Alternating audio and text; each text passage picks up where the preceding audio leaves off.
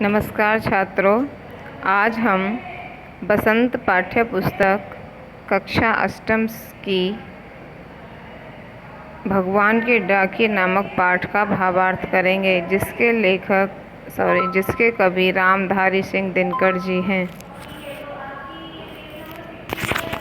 इसमें कवि ने बादल और पक्षियों को भगवान के डाकिये बताया है। कवि कहता है, पक्षी और बादल ये भगवान के डाकिये हैं जो एक महादेश से दूसरे महादेश को जाते हैं। हम तो समझ नहीं पाते हैं, मगर उनकी लाई चिट्ठियाँ पेड़ पौधे, पानी और पहाड़ बाँचते हैं।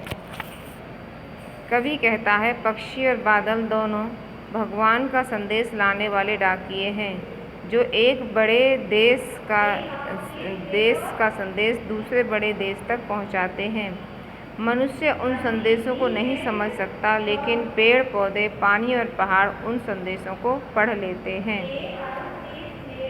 दूसरा पैराग्राफ है, हम तो केवल यह आंकते हैं कि एक देश की धरती दूसरे देश को सुगंध भेजती है, और वह सौरभ हवा में तैरते हुए पक्षियों की पाँखों पर तिरता है, और एक देश का भाप दूसरे देश में पानी बनकर गिरता है।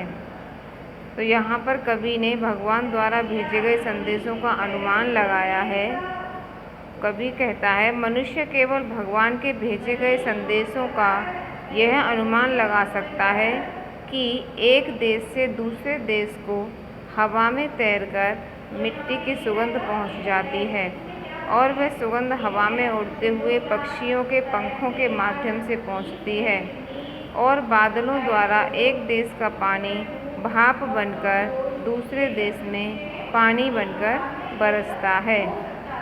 अर्थात कहने का तात्पर्य है कि ईश्वर किसी सृष्टि में किसी के साथ कोई भेदभाव नहीं करता, उसे केवल एक समान भाव से सभी के लिए वह अपनी हर चीज़, हर वस्तु प्रदान करता है। लेकिन मनुष्य ही है जिसने अनेक सीमाओं को बनाकर अपने आप को यहाँ पृथ्वी पर बांट दिया है।